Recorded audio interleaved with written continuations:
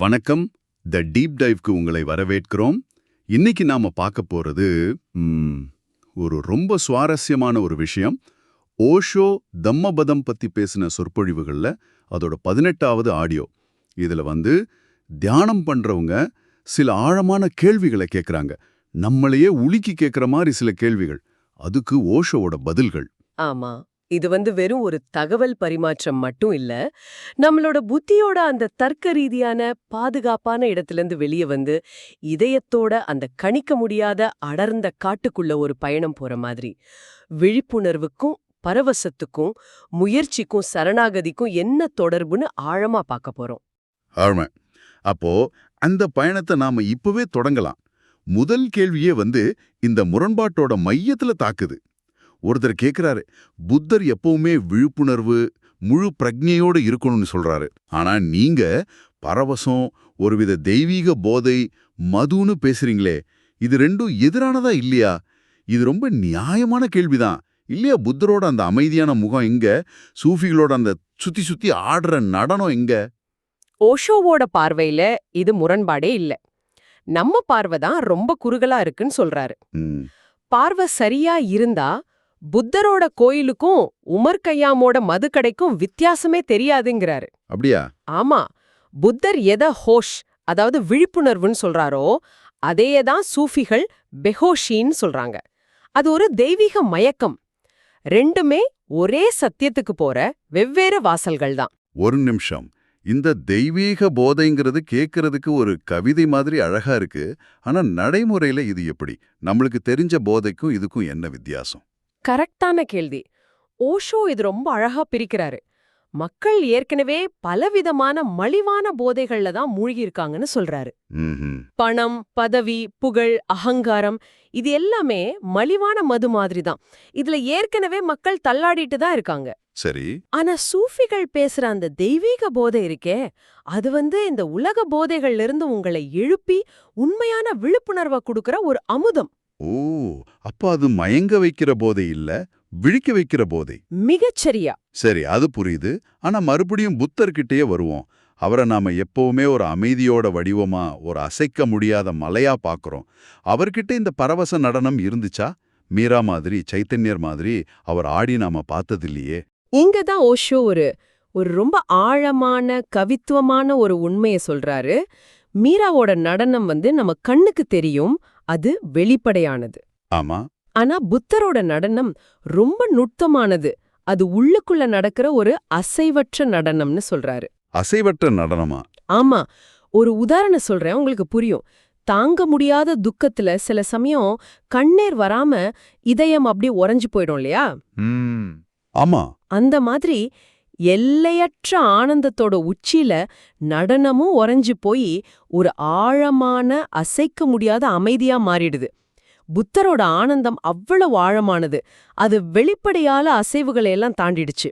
அதனால புத்தரோட மௌனத்துக்குள்ள மீராவோட நடனத்தை பாக்குறது தான் உண்மையான பார்வைங்கிறாரு. அப்படியா? புத்தரின் அமைதிங்கிறது ஆனந்தத்தோட உறைந்த வடிவம். இது நான் யோசிச்சு கூட பார்க்காத ஒரு கோணம். நீங்க சொன்ன இந்த உள்ளுக்குள்ள நடக்கிற அனுபவம், அதுதான் அடுத்த கேள்விக்கு நம்மள கூட்டிட்டு போகுது. ஒருத்தர் கேட்கிறாரு, இதயம் ஒன்னும் சொல்லல, இதயமும் ஒன்னும் கேட்கல. இப்படி ஒரு உரையாடல் சாத்தியமா? வார்த்தைகளே இல்லாத ஒரு உரையாடல், அது எப்படின்னு கேட்கிறாரு. ஓஷோவோட பதில் ஆம், இதயத்தோட உண்மையான உரையாடல் அப்படிதான் இருக்குங்கிறது தான். அவர் புத்திய ரொம்ப அழகா சுத்தம் செஞ்ச எல்லைகள் போட்ட ஒரு முற்றத்தோட ஒப்பிடுறார். அங்க எல்லாமே தெளிவா தர்க்கரீதியா இருக்கும். ஆனா இதயம் அது ஒரு பரந்த அடர்ந்த காடு மாதிரி. அங்க ஏற்கனவே போட்ட பாதை கிடையாது. நீங்க நடக்க நடக்க தான் பாதை உருவாகும். ஓ, அதனாலதான் மக்கள் அந்த காட்டுக்குள்ள போக பயப்படுறாங்களா? கட்டுப்பாட்டை இழந்துருவோன்னு ஒரு பயமா? மிகச்சரியா. புத்தியோட முற்றத்துல நீங்க ரொம்ப பாதுகாப்பா உணர்வீங்க. ஆனா இதயத்தோட காட்டுல தொலைஞ்சு போற அபாயம் இருக்கு. அகங்காரம் கரைஞ்சு போற அபாயம் இருக்கு. சரி சரி. அதனாலதான் மக்கள் காதல பத்தி பேசுறாங்க, கவிதை எழுதுறாங்க, ஆனா காதல்ல வாழ பயப்படுறாங்க. ஏன்னா காதலுங்கிறது அகங்காரத்தை கரைச்சு அந்த காட்டுக்குள்ள துணிஞ்சு போற ஒரு பயணம். அதோட உச்சநிலைதான் பிரார்த்தனை. அங்க மௌனம்தான் மொழி. புத்தியோட தந்திரம்னு நீங்க சொன்னது அடுத்த கேள்வியோட ரொம்ப நல்லா பொருந்தது. ஒருத்தர் சொல்றாரு, உங்க பேச்சு கேட்கும்போது ஒரு வெள்ளம் போன்ற மற்றும் சிகரத்தை தொட்டது போன்ற ஒரு உணர்வு வருது. அப்புறம் நீங்க தயாரா இருந்தா இந்த கணமே அது நடக்கலாம்னு சொல்றீங்களே, அந்த தயாரிப்புன்னா என்ன? இந்த கேள்விய ஓஷோ அணுகுற விதமே ரொம்ப அபாரமா இருக்கும். அவர் அந்த கேள்வியிலேயே ஒளிஞ்சிருக்கிற பதில தோலுரிச்சு காட்டுறாரு. அந்த கேட்பாளர் யூஸ் பண்ற வார்த்தைகளை கவனிக்க சொல்றாரு. அவர் வெள்ளம் வந்துச்சுன்னும் சிகரத்தை அடைஞ்சேன்னும் சொல்லல. ஆமா, போன்றன்னு சொல்றாரு. கரெக்ட். அந்த போன்றங்கிற வார்த்தையே அது உண்மையான அனுபவம் இல்ல. அது புத்தியால உருவாக்கப்பட்ட ஒரு போலி நாணயம்னு காட்டுதுங்கிறாரு. ஒரு நிமிஷம், இது கொஞ்சம் குழப்பமா இருக்கு. அப்போ அந்த நபருக்கு வந்த அனுபவம் பொய்யா? நம்ம புத்தி நம்மள இப்படி ஏமாத்துமா? அப்போ எதை நம்புறது? எனக்கு வர்ற ஆன்மீக அனுபவங்கள் உண்மையா இல்ல புத்தியோட விளையாட்டான்னு எப்படி தெரிஞ்சுக்கிறது? இதுதான் முக்கியமான கேள்வி. புத்தி ரொம்ப தந்திரமானது. நீங்க எதை ஆழமா விரும்புறீங்களோ அதோட போலியான வடிவத்தை அது உடனே தயார் பண்ணி கொடுத்துரும். அப்படியா? ஆமா. நீங்க வெள்ளத்தை விரும்புனா அது வெள்ளம் போன்ற ஒரு உணர்வை தந்து உங்களை ஏமாத்திரும். உண்மையான வெள்ளம் வந்தா நீங்க அதுல அடிச்சிட்டு போயிடுவீங்க. போன்றன்னு விவரிக்க அங்க நீங்களே இருக்க மாட்டீங்க. சரி சரி. ஓஷோ சொல்ற தயாரிப்பு வேற ஒண்ணும் இல்ல. உங்க புத்திய கொஞ்ச நேரம் ஓரமா வச்சுட்டு நான் சொல்றதை ஏத்துக்கவோ மறுக்கவோ செய்யாம ஒரு குழந்தை மாதிரி இதயத்தால கேட்கறதுதான். வார்த்தைகளை நான் உங்க புத்திக்கு ஒரு விளையாட்டு பொருளா கொடுக்கறேன். அது கூட சண்டை போட்டுட்டு இருக்கும்போது உங்க இதயம் என்ன பாக்கும்? அதுதான் உண்மையான மாற்றம். புத்திக்கு வேலை கொடுத்து இதயத்துக்கு வழி விடுறது நல்ல உத்தி. இந்த புத்தியோட கேள்விகளை தாண்டி இதயத்தோட நம்பிக்கையோடு போறத பத்தி பேசும்போது ரொம்ப அழகான கவித்துவமான ஒரு கேள்வி வருது. பயணியே, எங்களை எங்க கூட்டிட்டு போற? நட்சத்திரங்களுக்கு அப்பால என்ன உலகம் இருக்கு? இதுக்கு ஓஷோவோட பதில் ரொம்ப நேரடியானது, ஆனா ஆழமானது. கேட்காத, என் கூட வா. ம், கேள்வி கேட்கறது புத்தியோட தற்காப்பு உத்தி. புத்தி எப்பவுமே எல்லாத்தையும் தெரிஞ்சுக்கிட்டு பாதுகாப்பான உறுதி செஞ்ச பிறகுதான் ஒரு அடி எடுத்து வைக்கும். ஆமா, அது உண்மைதான். ஆனா அன்பு, நம்பிக்கை, ஆன்மீகம்லாம் அப்படி இல்ல. அது தெரியாத ஒண்ணுல குதிக்கிறது. அன்பு சரணடையும், கேள்வி கேட்காது. இத்தனை காலம் புத்திய நம்பி எங்க வந்து சேர்ந்தீங்க? உண்மையான புத்திசாலி தம் புத்தியோட எல்லைய உணர்ந்து அதையும் சந்தேகப்பட ஆரம்பிப்பவன்னு சொல்றாரு ஓஷோ. இந்த இடத்துல அவர் சொல்ற அந்த திபெத்திய சீடனோட கதை ஞாபகம் வருது. குரு மேல இருந்த அசைக்க முடியாத நம்பிக்கையால நெருப்புல, தண்ணியில, மலை உச்சியிலிருந்து குதிச்சு தப்பிச்சானே அந்த கதை. ஆமா, அந்த கதைய சொல்லிட்டு அதோட முடிவுல ஒரு அதிர்ச்சியான திருப்பத்தை வைப்பாரு. அந்த சீடன் ஆத்து மேல நடந்து போனத பார்த்த குரு, என் பேரை சொல்லி இவன் நடக்கிறான், அப்போ நான் நடக்க முடியாதான்னு நினைச்சு தண்ணியில இறங்கி மூழ்கிடுவாரு. ஆமா. அப்போ அந்த சீடன் சொல்லுவான், எனக்கு உங்க மேல நம்பிக்கை இருக்கு, ஆனா உங்களுக்கு உங்க மேலேயே நம்பிக்கை இல்லன்னு. இதுல இருந்து ஓஷோ சொல்ற முக்கியமான கருத்து இதுதான். குரு உங்களை காப்பாத்துறது இல்ல, உங்க நம்பிக்கையே உங்களை காப்பாத்துது.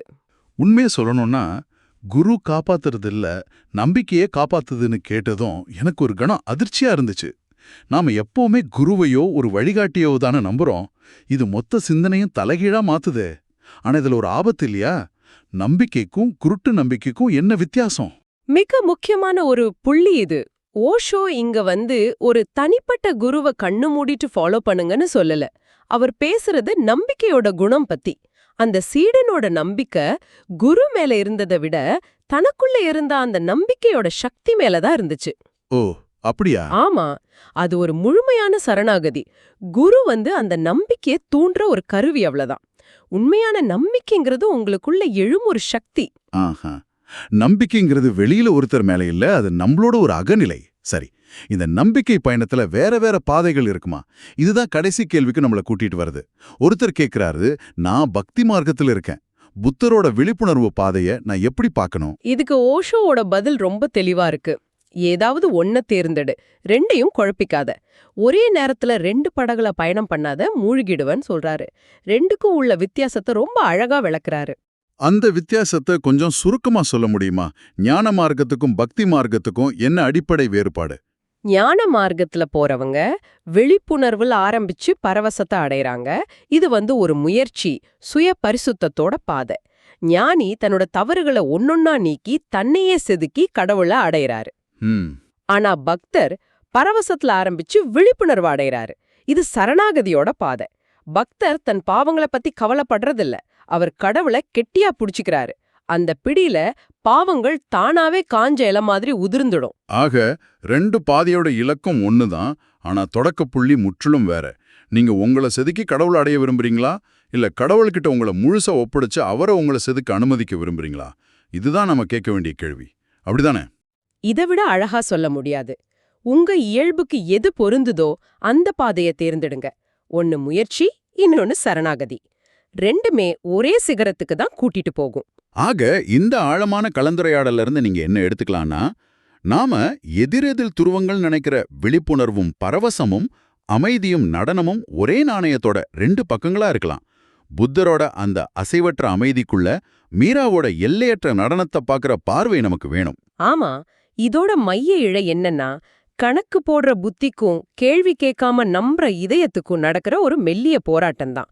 வெள்ளம் போன்ற போலி அனுபவங்கள்ல திருப்தி அடையாம உண்மையான வெள்ளத்துல அடிச்சிட்டு போக தயாரா இருக்கணும். இது எங்க கூட்டிட்டு போறாங்கிற பாதுகாப்பான கேள்வியை விட்டுட்டு பயணத்தையே நம்பி முதலடி எடுத்து வைக்கிற மாதிரி புத்தியோட வரைபடங்களை தாண்டி இதயத்தோட திசை காட்டியோட பயணம் பண்றது. உங்களுக்காக ஒரு இறுதி சிந்தனை. ஓஷோ சொல்றாரு, குரு காப்பாற்றுவதில்லை, நம்பிக்கையே காப்பாற்றுகிறது. இது உங்க வாழ்க்கையோட பொருத்தி பாருங்க. நாம நம்பிக்கை வைக்கிற பொருளிலையோ இல்ல மனிதர்லயோ சக்தி இருக்கா, இல்ல நம்மளோட நம்பும் திறனில் சக்தி இருக்கா? உங்க நம்பிக்கை உங்களை காப்பாத்துமா, இல்ல நீங்க நம்பிக்கை வச்சிருக்கிற அந்த நபர் இல்ல பொருள் உங்களை காப்பாத்துமா? இந்த ரெண்டு கேள்விகளுக்கும் நடுவுல ஒரு பெரிய பிரபஞ்சமே அடங்கியிருக்கு. யோசிச்சு பாருங்க.